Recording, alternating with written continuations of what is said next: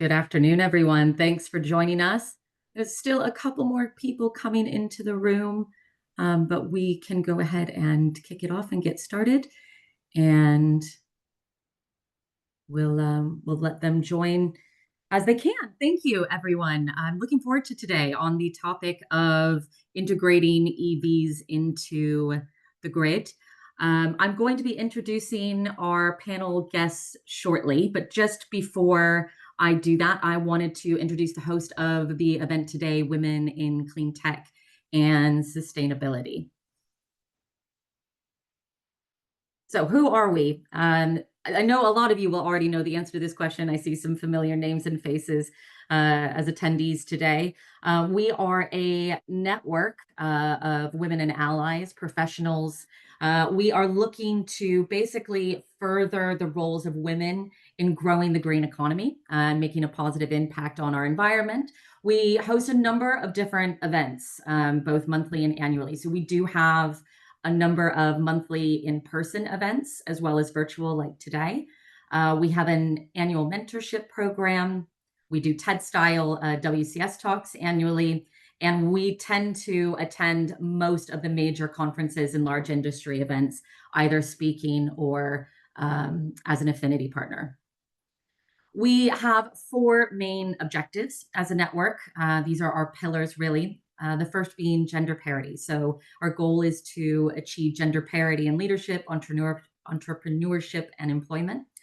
We also want to create a diverse network of women and allies where all women have equal access to advocacy, resources, and career development opportunities. We like to engage our local communities as well in sustainable action. And we also like to strengthen our identity as industry thought leaders. Today's a great example of that. We like to talk about topics that relate to women in the industry, but we also like to talk about industry topics where our female leaders have a platform to discuss that. Just a bit of Zoom etiquette. So if you can just make sure that you mute and unmute appropriately. If you can share a video of yourselves, it's great to see everybody's face, but if not, if you could at least write your full name so people can connect with you via LinkedIn, that would be great. Also, as you can see, we've all shared our, all of the panel today has shared their LinkedIn at the top of the chat. So feel free to link in with us, and we'd love to link in with you as well. So please share yours. And as always, please be respectful of others. So I'm Alison Lowrie. I'm on the board of Women in Clean Tech and Sustainability as the committee chair, chapter chair. We are basically, I'm responsible for looking after the chapters both in Europe and the US. So I have a foot in both camps, as it were. And also as part of my role, I offer pro bono office hours for anybody that's in needing career job search advice. That's something that I'm happy to do. And I've got 3 slots a week. So any of you on the call today, if you would like to ping me separately to take advantage of that, please feel free. My background, I've got 17 years in experience in executive search and staffing within STEM industries, but also STEM roles. So I used to work with the likes of Goldman Sachs, UBS, BP, Accenture, Deloitte. I crossed over to the light side, as it were, about 3 years ago. And I now typically partner with venture capitalist firms to support startups and scale-ups. So supporting their portcos with talent strategy. That is me. And without further ado, I'd like to introduce the panel to you. And if it's all right with everyone, if you could maybe take a moment to introduce yourselves. Hilary, as you are first, we'll start with you. If you could please take a moment. Yeah. Hi, everybody. I'm Hilary Taylor. I'm CEO and co-founder of WattsUp. We are just over a year-old startup, and we work in the reliability space, specifically uptime of EV chargers with our fault detection as a service software platform. Thanks, Hilary. Annabella. Thank you, Alison. I'm Vice President of Regulatory Affairs at Fermata Energy, a newbie company. And Fermata Energy is a vehicle-to-grid services provider. We've been commercializing vehicle-to-grid technology in the United States for the past 10 years. We were recently acquired by Nuvve in April of this year. And I work with state agencies, regulators, and on policy advocacy to advance V2G commercialization in the United States. Thank Thanks, you. Annabelle. And Laura is responsible for helping put all of this together. Thank you, Laura, for joining us. If you could please introduce yourself. Thanks to you. Hello, everybody.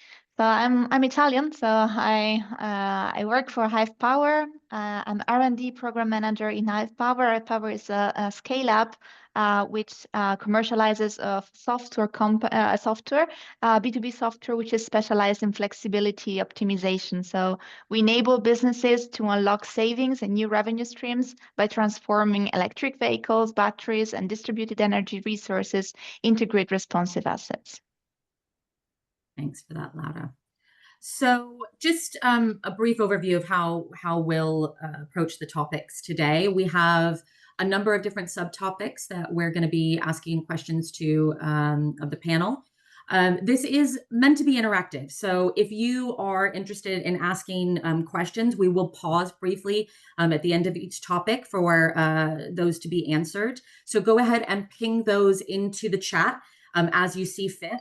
Madeline Zhu, who is our very gracious volunteer today, is going to be monitoring the chat for us, and she will be bringing questions to the table at the end of each section. And if, for example, we've got some time at the end and you want to wait, we will try to get to those before we close off today. Right, let's get started. So we know EV adoption is accelerating, grids are under pressure, and we've seen some pretty awesome flexibility solutions starting to gain attention. You know, BESS is a huge topic, but V2G and VPPs obviously also have a pretty prominent space in discussion at present. So I feel it's important that we look at this from not just a US landscape, but more of an international one, and share ideas on what some of the successes and challenges have been. So regarding flexibility opportunities, which is our first topic, Laura, this is you are no stranger to this topic yourself. My first question to kick us off is, where do you see the biggest opportunities in flexibility right now? Yes, thanks, Alison. So to start, I would go back just really to the definition of virtual power plants, because this is something that is quite on the on hype in these days and these months. So when we have a virtual power plants, it means that we are bringing together different types of assets, typically electric assets, like could be electric vehicles, batteries, PV inverters, heat pumps, and smart buildings, into a single dispatchable resource. So the result is that bringing together the capacity coming from all these different appliances, we can have flexible capacity that could behave as a traditional power plants, so also responding to the needs coming from the grid. So typical examples are the best case, as you mentioned. So BESS are the perfect example, because we have stationary batteries which are always on, really precise, controllable, with a fast response, which are ideal for flexibility services, which require availability, tight ramping when calls are coming from the grid, and precise tracking. So what is really emerging is also the possibility to control batteries both via cloud solutions, but also via energy management systems. These energy management systems can be the home ones. So when we call with HEMS with H, so we have the control of batteries in the houses. But it could also be on the business side, where we have B2B applications with batteries. Other side comes with EVs. So with electric vehicles, these are the so-called batteries on the wheels, distributed assets with smaller capacity, but really spread. So this is a huge potential, which is spread across depots, offices, and homes. So when electric vehicles can be aggregated, they can behave as a larger battery. So when a vehicle, for example, is not available, there are always backup resources which are lined up to be able to sustain the flexibility needs. And this is perfect because, I mean, on the electric vehicle side, maybe the vehicle is not always there. So we can make it still happen and still behave like it was a stationary batteries. In this case, we can have direct control via the official car makers APIs, or even with third-party EV APIs. Another solution could be same as batteries through the HEMS solutions, but also via the CPMS. So when we have charge point management systems to which the chargers are connected, then we can easily aggregate this. So in the end, we have different assets, that's true, but these assets are not in competition, or one is not more or less attractive than the other. So it's thanks to a diverse asset portfolio that we can optimize every market opportunity, from local congestion, for example, to peak shaving, but also participation to ancillary services. So we can, let's say, bring all together this possibility and exploit this each for their own strengths. Thanks, Laura. And you answered my question, whether or not one was more attractive than the other. So thank you for that. Are there any customer segments that you feel are showing faster adoption? Yeah, I think the ones showing the faster adoptions are like fleets and industrial applications. Reasons for this is that, especially when we have commercial fleets, this have really predictable duty cycles. So maybe all centralized parking as well. And what is also important with these business customers is that they have like the business focus in mind. So they want to reduce their total cost of ownership. So they're also looking into opportunities to get extra revenues from their own assets. And this asset could easily participate in the different markets when it comes to flexibility. Residential is also coming, but I would say it's growing in a kind of invisible way. Because when we look at the B2C side, we don't expect home users to micromanage their charging process. They just want a set and forget approach where they just plug in their car and then in the morning they have the car charged. So what we have experienced is that for B2C segments, there's a strong element of trust. So users should see the benefits of earnings and rewards coming from flexibility with little to no impact to their comfort and vehicle availability. So I would say best is for sure the business side, which is running, but then also this kind of B2B2C dimension where we approach big B2B companies like utilities, and then these utilities have a big customer base in residential, can also support a fast scaling. Great, thank you for that.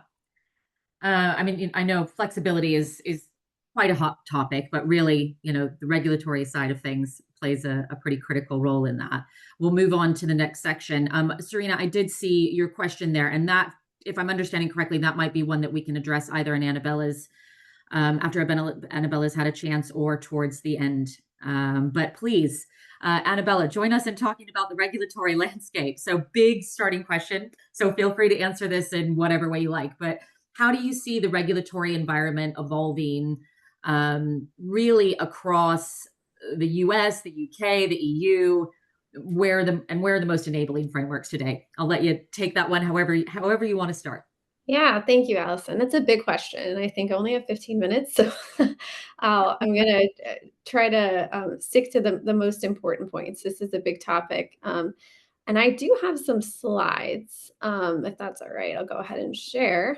Those might be helpful. And I'd like to kind of frame this discussion in, can you all see? Yep, just came up. Oh, perfect. Yeah, this question about enabling regulatory frameworks and what's working and what's not, I think it helps to frame it in the kind of like what we at Fermata and Nuvi think about the pillars of V2G market formation and the core work of those of us in the regulatory and policy space. So we're working on interconnection, standards and interoperability, compensation and market access, incentives, and thought leadership, like what we're doing here today. All of these are key to V2G market formation, the commercialization of the technology, and all the policy and regulatory work that's happening. And I think these are common areas in the UK and the US. So and I mostly work in the US regulatory and policy space, so engaging with state agencies, public utilities commissions, policy advocacy. I am also sort of tracking what's going on in Europe. So I'll touch on both kind of European trends and what I'm working on in the US. But at a high level, I think it's helpful to contrast, the interconnection and jurisdictional and market design differences between the US and the UK and Europe. Um, Interconnection is in the US still, I think, a barrier to the scale adoption of V2G. We have over 3,000 utilities in the US. Some of them are municipal, some are investor owned, and some are rural electric co-ops, for example. At Nuvve and Fermata, we worked with all kinds of utilities to bring them bidirectional charging solutions. Each of them have unique V2G interconnection rules, applications, and processes. So that does actually create a lot more time and increases the transaction costs for project developers and customers that want to install these bidirectional charging systems. That's just an interesting kind of factoid. If you've done any V2G interconnection or DER deployment work in the US, is that there isn't one overarching federal or centralized interconnection framework. So interconnection rules and tariffs are set at the state level by the State Public Utility Commission. Utilities have some discretion over their own interconnection frameworks, and municipal utilities are not regulated by state PUCs. Rural electric co-ops also have their own interconnection policies and structures. So that creates a lot of complexity, cost, and time on the interconnection side in the US. In the UK, by contrast, there's 6 distribution network operators which govern interconnection. So at most, potentially, there's only 6 different kinds of interconnection frameworks or applications or rules you may have to work with if you're deploying V2G in the UK. Around the question of compensation and enablement, I also see on pilots in Europe, we are entering early V2G commercialization. I have a slide here about V2G offers from companies like Octopus, Mobilize, and Eon, where customers can get a package where they will lease a vehicle, get a bidirectional charging station, and get be able to charge free for up to some amount of kilometers, and also in return for that free charging, the company can top their battery. So these kinds of packages don't really exist in the United States anymore, or not anymore, not yet rather. We are hoping they come to the United States, but most EV OEMs are still awaiting mass market programs from utilities to bring these sorts of offers to US customers. So I'd say on the residential side, we are still somewhat behind Europe. But on the school bus side, that has been an area where we're seeing a lot more V2G adoption. I think you asked Laura this question a little bit. What sectors are seeing more V2G adoption, or what's the low-hanging fruit? I think this is an interesting difference in the US. Nuvve's worked with over 100 school districts, and that is in part because there is an enabling regulatory and policy framework. We had EV tax credits, federal tax credits. We had the EPA Clean School Bus Program that provided significant funding for school districts to transition to electrified transportation. And there are rates and programs that also compensate school buses for grid export. And they have a very kind of compatible duty cycle for demand response programs because they're parked during the 4 to 9 p.m. system-wide peak, and they are also not driven over the summer. So that's just one example of kind of how those policy and regulatory frameworks can help enable V2G adoption in one market segment. I'll also briefly touch on innovative tariff design. This, again, kind of goes back to compensation. In Europe, it's very interesting. Some countries have very, lots of dynamic rate offerings, like in Norway, there's, I think, 35. In France, we have 4. In the United States, I think only a couple utilities, mostly in California, are piloting day-ahead hourly dynamic rates. So that's another difference, is that I think on innovative tariff design, Europe is a little bit further ahead of the US. In the US, most utilities are still focusing on increasing customer acceptance of managed charging programs. They're not quite yet ready to pilot dynamic rates, which are often more complicated to implement and have lower customer acceptance. So this is from the Regulatory Assistance Project that does some great work tracking regulatory and policy developments in the clean energy space. I'll credit Yapberger there for these graphics. Yeah, and continue this discussion about enabling policy and regulatory frameworks. As I mentioned, most of the work I do is in the United States. And so I wanted to spend a little bit of time on what I see as kind of the 4 primary enabling frameworks. So here we have legislation, utility rates or tariffs, demand response programs with export compensation, and then FERC Order 2222, which deals with the integration of aggregated DRs into regional electricity markets in the US. So I'll start with legislation. So I think the big theme last year and this year that we're seeing in this space is lots of VPP bills at the state level. So in Maryland, Colorado, Virginia, California, Illinois, New Mexico, for example, we're seeing virtual power plant legislation being passed or advanced. And so this is one way to create programs that can compensate V2G for grid export. Many of these bills create technology agnostic VPPs. So they're not specific to V2G, but they do create a pathway for bidirectional charging technology to get compensated for grid export. Maryland Drive Act was passed in 2024. Powering Up Colorado bill also passed in 2024. What's really interesting about the Drive Act, it's the first V2G specific VPP legislation in the United States. I don't know about Europe, but I can speak for the United States that it's unique because it specifically requires Maryland's investor-owned utilities to set up V2G pilot programs, establish time of use rates, and adopt V2G interconnection rules. Powering Up Colorado bill, I have some more slides here, creates a device agnostic VPP, but it does include V2G. And what's kind of, I would say, similar about all of these VPP bills is they're modeled on a very successful demand response program coming out of the Northeast called Connected Solutions. So these are all modeled around these bring your own device capacity-based demand response programs where customers with bidirectional chargers or solar or battery storage bring their devices to these programs. They enroll.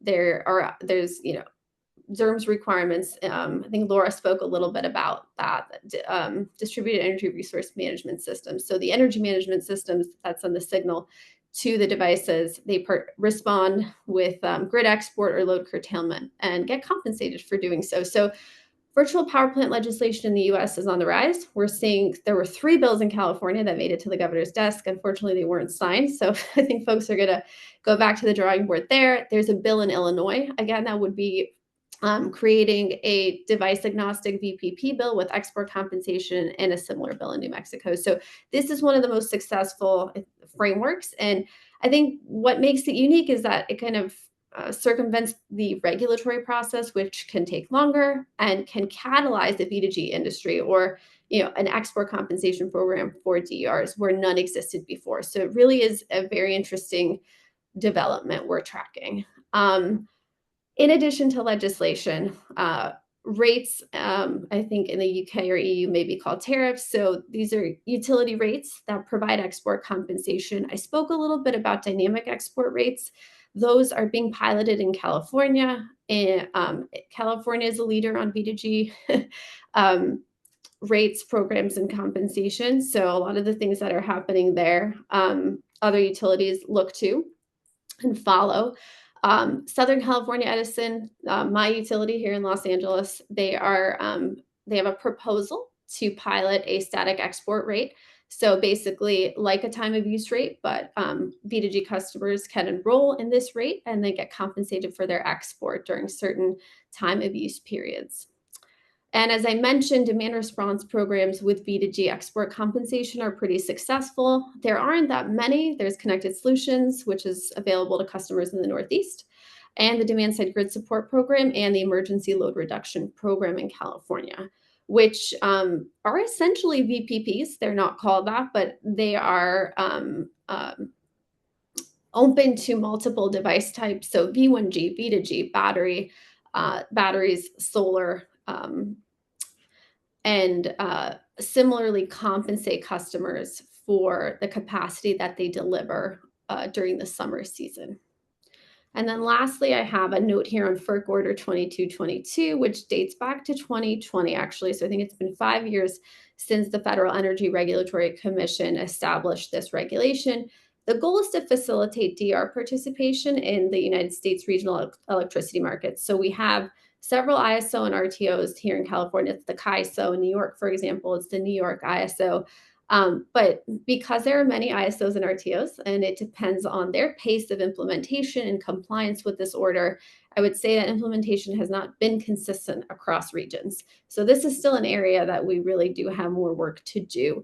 And it's all about breaking down the barriers to V2G participation in wholesale energy markets, because think in this space, going back to that compensation piece, it's all about how do we stack value across the value stream. So stacking distribution value, so that might be on rates and programs or demand response, with wholesale market value. And I'll give the example of some of our fleet customers that we're working with. I mentioned school buses, because of this enabling regulatory framework, have been early adopters of V2G technology. So I can spotlight this briefly. And Alison, am I good on time? I just want to stop. Okay. You're right now. We've got probably another couple of 2 minutes. Okay. Yeah, I'll briefly spotlight this project because I think it's a good example of how a supportive regulatory and policy framework can create opportunities for V2G adoption. As I mentioned, Nuvi works with school districts. They have worked now with, I think, almost 100 school districts across the United States to bring them advanced electrification solutions. One of the things one of the types of projects we're now bringing to customers in California and across the country are these V2G plus backup power demos. So what we're doing is deploying bidirectional charging, integrating that with a battery energy storage system to demonstrate backup power at customer sites where there's a need for resilience. And when I talk about that enabling regulatory framework, this is enabled through state level funding, like ZESB, that's a zero emissions school bus incentive program, lots of acronyms. That provides districts funding to replace buses and transition to electrified buses. We have ELRP, as I mentioned, the Emergency Load Reduction Program, which provides compensation for grid export from the months of May to October. So school buses are participate in that program. In addition to that, we're providing in the background, when we're not discharging those buses for demand response or for backup power when the grid is down, we're doing time of use optimization. So again, California is leading on V2G adoption because there are several incentive funding programs and export compensation programs, and overall a supportive regulatory framework that enables this kind of work that we're doing. And so the goal of this is to pilot a community resilience hub and hopefully scale this model throughout the state and the country. So Thanks, Annabella. It's a great case study as well. There is a question, I'm not sure if you want to speak to it now, but talking, on more the federal level with the Trump administration policies. Serena was asking about the electric vehicle industry and whether or not it's struggling. Can you please talk about this and the areas of the industry? What areas of the industry are doing well or poorly? And what is your outlook for this in light of these policy headwinds? Big one. I'm not sure if you're... Yeah, I don't know if I can answer every part of that question, but I can say that, yes, certainly the change in the administration is something that has impacted the industry, because back in July, I don't know if anyone was tracking, we had this large budget bill passed, which resulted in the rollback of several EV and EVSC tax credits, which were pretty critical to the industry. So there was a federal tax credit of up to $7,500 for cars and light trucks. It ended on September 30th. There was a 45W tax credit. That's the commercial vehicle tax credit of up to $4,000. That also expired. And then there's a charging infrastructure credit, 30C, which covers up to 30% of installation costs. It's expiring in June of 2026. So just some examples of tax credits that are being rolled back. I mentioned the EPA Clean School Bus Program. That program, I think, is winding down as well. There are fewer grant funding opportunities coming out of the federal government for V2G and VGI.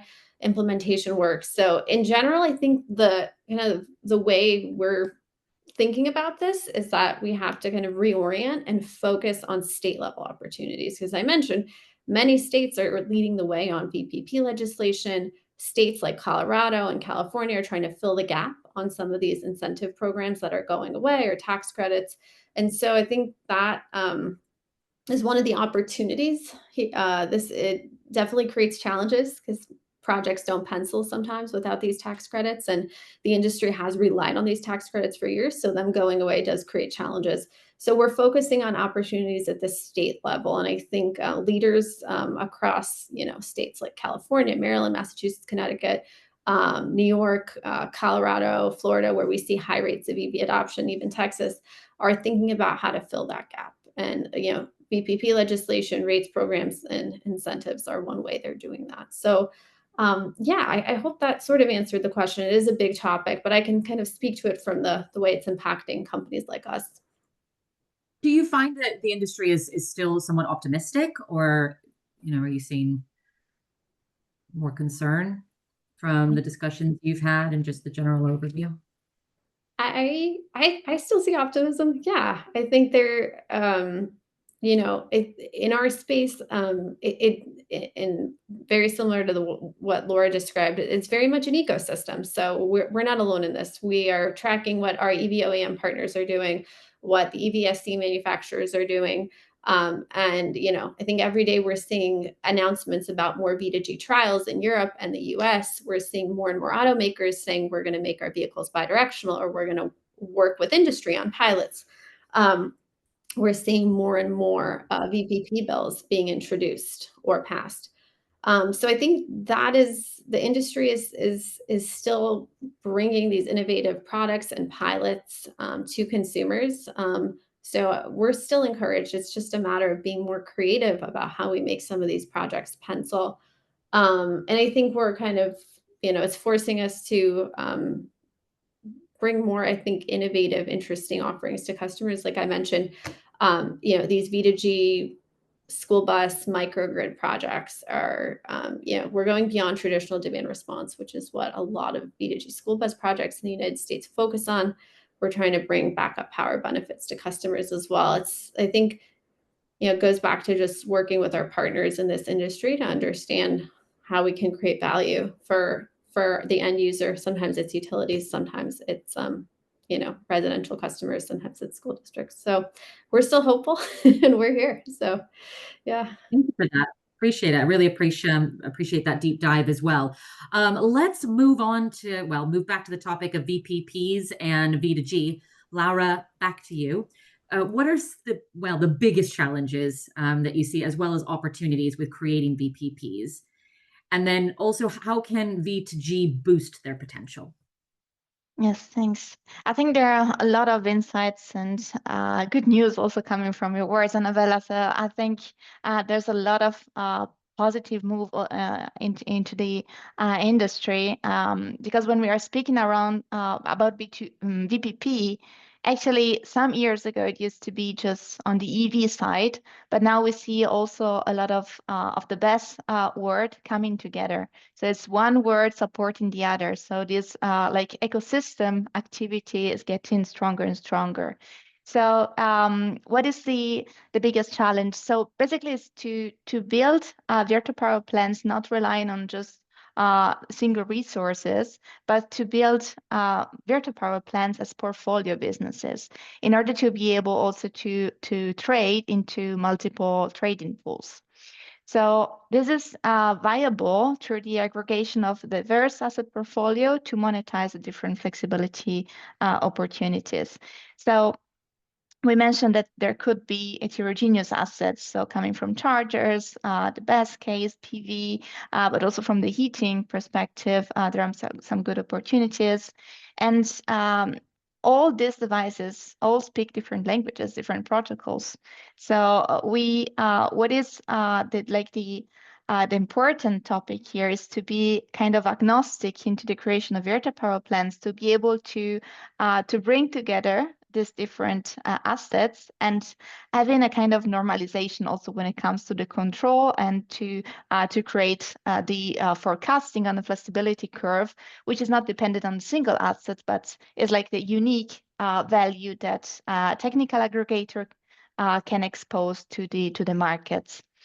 And also, what I think is quite important is this concept of value stacking that you also mentioned, Annabella, because it's really not building just on the ancillary services, maybe, which in many countries in Europe we see that they're not still so profitable, but we should really be able with in the creation of virtual power plants to stack all the value in the chain. So coming from the optimization of the energy tariffs, which we see dynamic tariffs coming up, but also kind of time of use tariff with a typical day and night tariffs, which can be easily stacked, especially when it comes to EV charging, when you have savings coming from this opportunity on the optimization of the tariff, which are reinforced by the earnings coming from flexibility services. So there's a lot of creativity here also on the proposition side, because you need to bring somehow this benefit to the end user.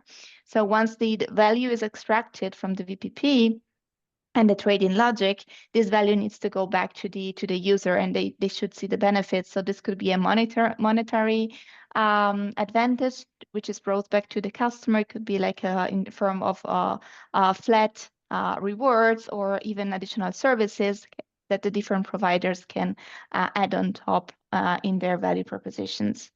So I think looking at V2G, so V2G is a big opportunity for VPPs because they're kind of boosting the portfolio potential. So when electric vehicles and the charging infrastructures become bidirectional, the size of flexibility pools are increasing. So there's also more controllability and eligibility for symmetric reserves in the markets, like going up and down with the power loads. And what we have seen, it's good that you mentioned the 3 examples in Europe, because there are also the kind of pilots where we can have some figures that supports also our story here. And we see that we have typically like 30% higher revenues when we have V2G coming from EVs, which is a lot. So of course, also V1G can live and stand alone, but it's really boosted when it comes to V2G. So indeed, like bringing together diverse mix, but also like looking into these future topics as V2G are the key recipe then to make VPP grow and scale. That's great. Thanks for that, Laura.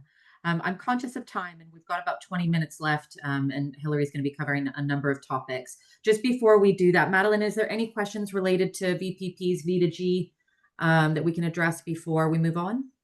Yeah, and Nagashri is asking about managing utilities and OEMs in the V2G space. Specifically, what are some of the biggest challenges that the panelists have experienced, whether that's aligning interests and expectations or how to manage that? Yeah, maybe I can bring here the experience. So also before Hive Power, I used to work for Ian, so I know quite well also the proposition that has been launched with BMW. So that's a perfect example where these 2 words come together. So we have the OEM perspective, but the utility word, which comes together because this like mobility and energy words are coming closer and closer. So there's also the need from the industry perspective that these 2 words are collaborating on these topics. And I think especially when it comes to B2C, it's really about the topic of building the right proposition, which is winning the customer heart, and it's not like scaring the customer. Because imagine you're playing with their vehicles, so they want their vehicles to be ready when they need it. So in the moment this is not happening, then you're losing this customer, and then it will be really hard then to bring it back. And so we've seen that there have been a lot of trials also in how to shape the propositions in these terms, but the easier is the proposition, the better it is accepted, especially also when it comes to the OEM industries, because there are they're not experts of energy. So the proposition should be really easy also to sell from their perspective. So I think this is one of the key factors and success factors that we've been observing. Yeah. Well, we've got just under 20 minutes left. And without further ado, we have Hilary joining us to talk about market dynamics first up. So question to you, why aren't more OEMs and energy companies driving these solutions themselves? I mean, obviously, we've got some exceptions like Octopus, but would love your thoughts on that. Yeah. Just so coming from being an OEM on the charging hardware side, we're very constrained in structure. So like the DNA when you're building something that you're going to put in the ground is just hardware and manufacturing and margins. And on the energy side, I think a lot of entities approach it as a commodity energy first versus a digital first model. And that's where I think that Eon and Octopus have differentiated, and why they've been so successful was because they treat hardware not just as hardware, but as a data node. And that's super rare still, I think, in the industry, and what makes those two companies super unique. So yeah, I think on the hardware OEM side, it's a whole different beast to build an adaptive software, right? Or to play a role in building an adaptive software. And then I just think that energy companies aren't necessarily maybe looking at hardware assets the right way and looking at it from a digital first perspective, just to summarize. So I think that's why we're not seeing more companies, but I do think that they're needed. And we need to start looking at all these disparate pieces of hardware as data nodes more than anything else. What about partnerships? So OEM, software providers, utilities, how do these partnerships shape the landscape? What does that look like? Yeah, I think they're really, really important if we want flexibility markets to scale. And I do think that the utility will always own the interconnect and always probably set the rules for engagement and what the third party companies do and how they developed. But I do think that if we want true scale and we want it quickly, the utility needs to open up the data sets and be more transparent to the third party. That will help. And we're already seeing that. Like I'm actually in Alabama right now, and Alabama partnered with Weave Grid so that cars here can remote start their car based off of the current cost of energy, which I think is really cool and makes for a very, very easy, nice customer experience. So we're already seeing really interesting partnerships like that. And I think that is what is needed to get people to trust the idea of flexible charging. Yeah. Thanks for that. Is there any questions specifically related to that, Madeline, that we can draw out, or shall we move on to user experience? No questions on this subject. We do have one more that's probably for Annabella, but we can get to that at the end. Great, thank you. Right, so last topic today, and I think that there's a few questions I can see coming through, so it seems like we will maybe have a chance to get to those. User experience. So how does flex charging impact the charging experience for drivers? Yeah, I think that flex charging, it could go one of two ways, but it's definitely like a test of trust, right? Because in the end, the driver only cares about whether or not they pull up to a car and it's going to charge their car, not necessarily if it takes 15 minutes or 20 minutes, I don't think, right? So I think flexible charging has the ability to be just such a positive experience because they're going to pay less, but it needs to be predictable and seamless for the user, right? It needs to be basically an invisible layer of coordination that actually the user doesn't really care about and know about. They just know that they're paying less money, but that they got their charge. So I think more so than anything, it just needs to not affect reliability for the user. What about current technology? I think you can comfortably talk to this, covering longer charging cycles where flex is possible. Yeah, so I mean, in the case of charger management software or reliability software like us, where we start looking at patterns over time, I think that looking at long-term health of chargers will only make the flexibility market and the way that that moves better, because we have just long-term data over the health of the charger. So I think that there are softwares out there that are going to help this market, and only improve it. Wonderful. Any final comments on that before we move on to questions, Hilary? No, I think we're good. Okay. Wonderful. Well, we've got just over 10 minutes left. I would say if there's any key takeaways that each of you could comment on, I know I'm putting you on the spot a little bit, but if there was one thing you could take away, what would it be, in a few sentences or less? Advice, challenges, however they may land.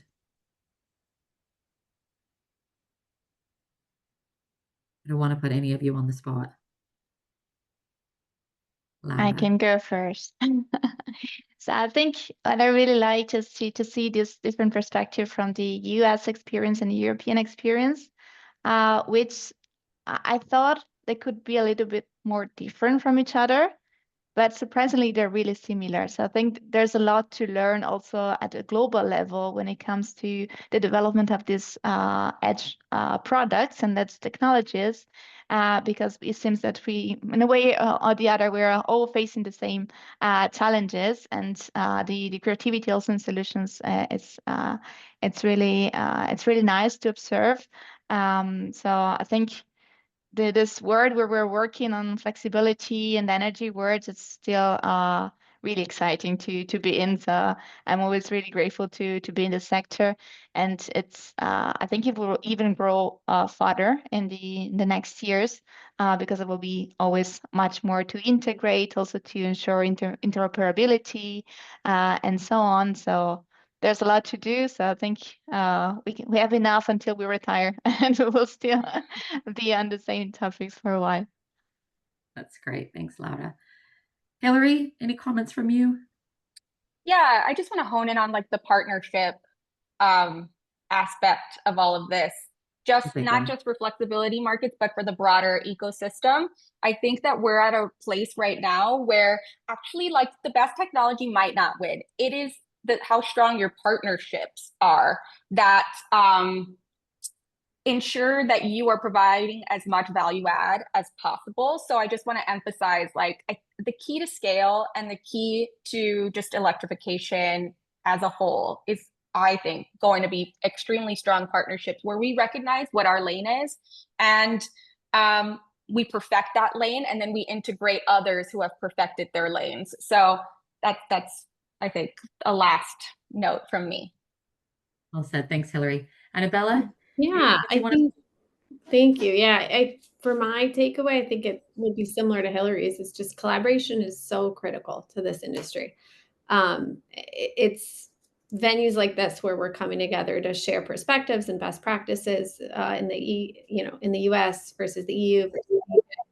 As I said before, this is very much an ecosystem. So we have our EV OEMs, we have utilities, EVSE manufacturers, and the VGI V2G services providers and energy services providers. We are all working together in this space, and I think we can't underestimate the importance of coming together to share best practices, to talk about what's working, what's not working, what we need to work together on.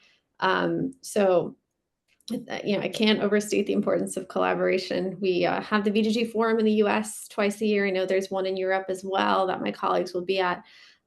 There are wonderful opportunities like this. And I would also say, just kind of from a policy perspective, one of the questions earlier was on, how do we, stay hopeful, and what does the path forward look like? And I think we have to also, be creative. So pay attention to whatever creative new policy, regulatory, compensation, pilot models are out there. That's one of the things I try to do, because we have a lot to learn from each other. So, as we innovate, I think, sharing best practices, coming together and collaborating is key. We have a lot to learn from Europe. And, I'm grateful to have had the opportunity to hear from Laura about that. So, yeah. Indeed. Thanks, Annabella. Yeah, staying optimistic. I think that's, a critical point.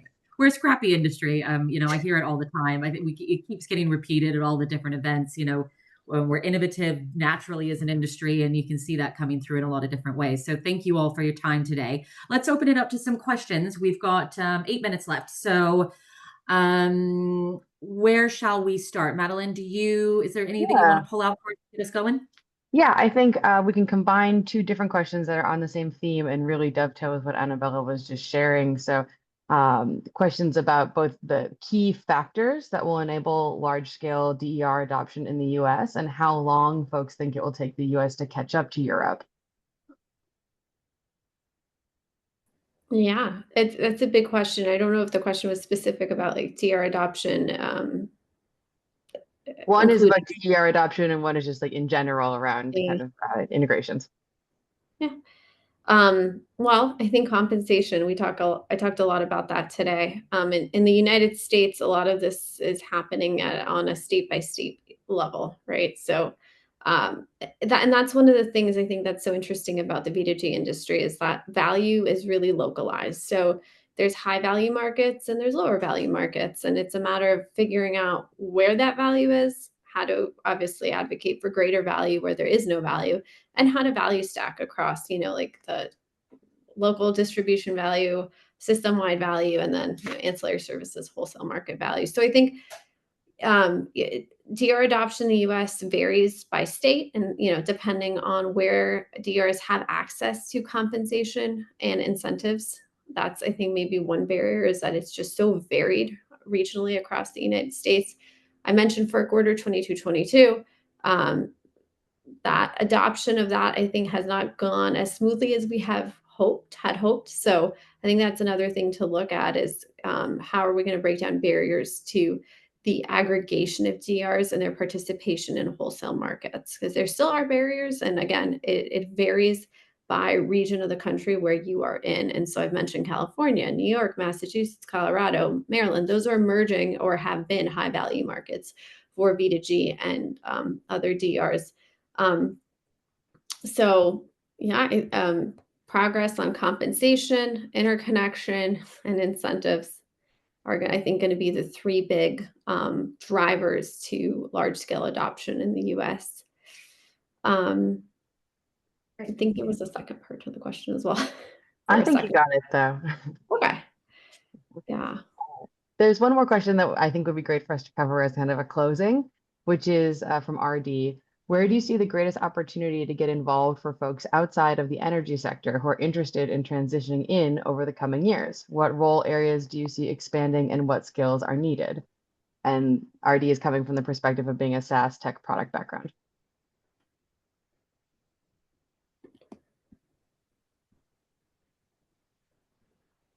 If I can share my view on this one, I think the sweet spot is still in kind of mixed profiles, which are not totally technical, which are not totally business, which are kind of bringing together the expertise and also kind of translating the tech needs into something viable from the business perspective, which can boost sales in many companies.